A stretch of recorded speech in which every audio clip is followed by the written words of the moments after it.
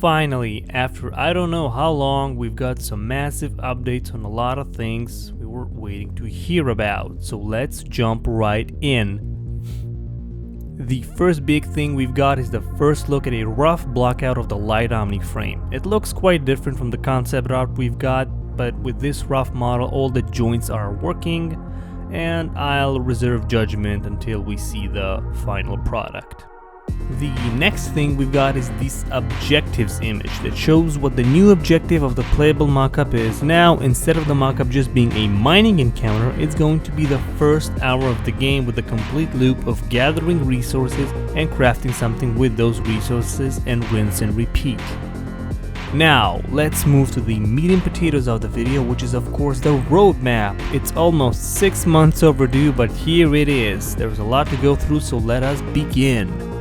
Starting at the top, we have the main planetary zone, 64 square kilometers. This will include texturing, lighting and such, basically making things pretty.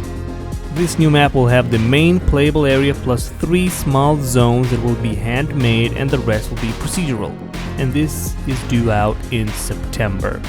Next is player claim stake. We have no information about it, and Grumps said he's not talking about it right now, and is due out in October with work starting on it in September. Home station, internal and external. Ah yes, the home demo that was announced for release almost a year and a half ago. We finally got an update on that.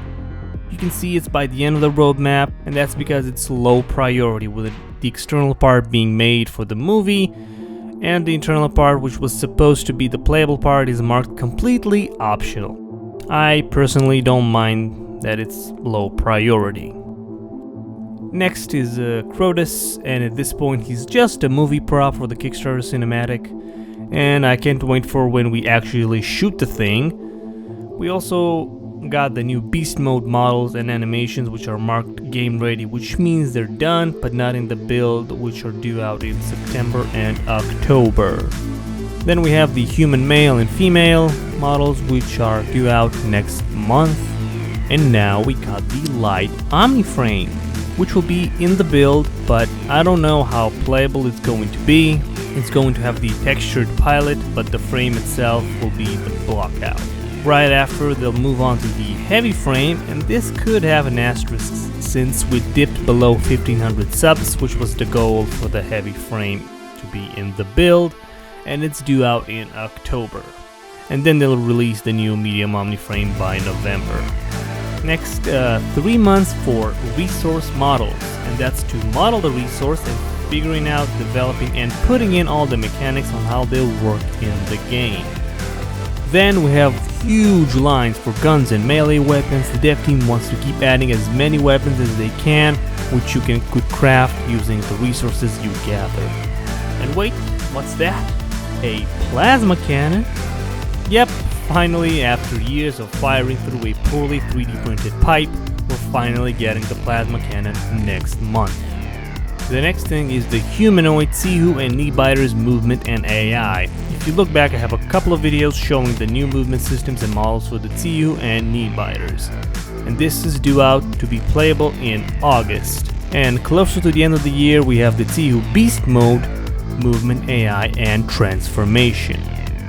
Also next month, we're getting server transitions, which I don't really know what it means, but I think it has to do with how in the final game you'll seamlessly move between servers depending on the location you're in the game.